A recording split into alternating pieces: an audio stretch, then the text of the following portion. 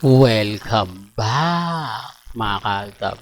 Ito na naman po ang inyong lingkod, si Mr. Destiny. At syempre magbibigay po tayo ng pinakamainit na update ngayon dito nga po sa Hong Kong kasama si Direk Cathy Molina. Marami tuloy nagsasabi na Mr. Destiny talagang expected na natin na sa November na nga ito ipalalabas dahil kung mapapansin nyo, July pa lang nagsisimula na sila ng shooting. Ito kasi mga kaalkab yung schedule na libre si Alden Richards. Kaya nga po minamadali. Sabi nga po dito ni Direk Cathy Molina, saglit lang nga po raw itong shooting na to. Agad-agad babalik na sila sa Pilipinas. Di po ba? Yan, ito yung pinapaliwanag ko na hindi siya po pwedeng kumbaga tuloy-tuloy. Kaya nga po ang tagal kung titignan nyo, di po ba? November sa July tapos yung October pa raw po ipalalabas ang movie nila Alden Richards at ni Heaven Paraleo. Napakatagal naman po, di po ba?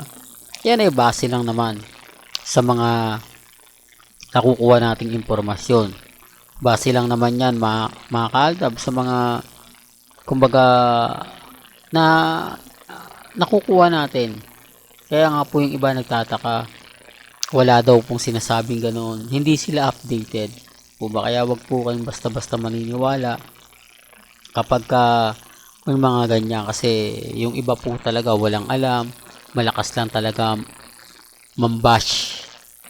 Kaya nga po masusundan pa ito na medyo matagal na, kasi yung pagkakaalam ko diretso pa po sila o ang second shooting nila sa Canada na nga po raw.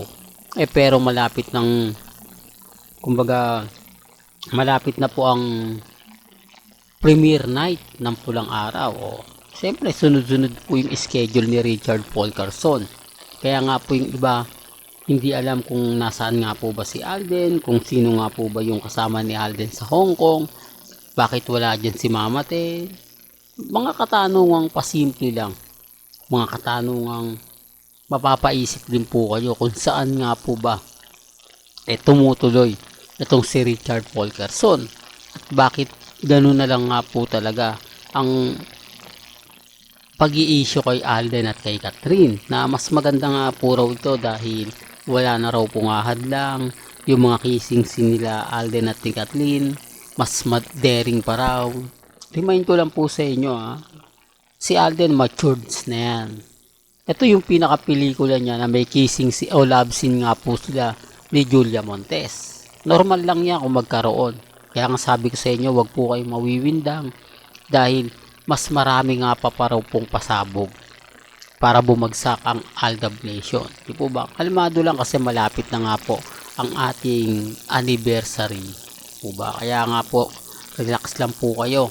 At pagdating naman po kay Mengay, syempre kapag may update tayo kay May, agad-agad nating ibibigay sa inyo yan. Sa ngayon, wala naman pong post si Mengay na hindi natin ikalulungkot o ikagagalit. Di po ba? Kita nyo yung army, tahimik sila. Ganyan naman po sila Isang buwan, isang beses lang po sila nagdiriwang.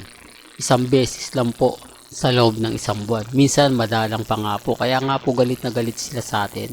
Lalo na po sa channel ni Mr. Destiny.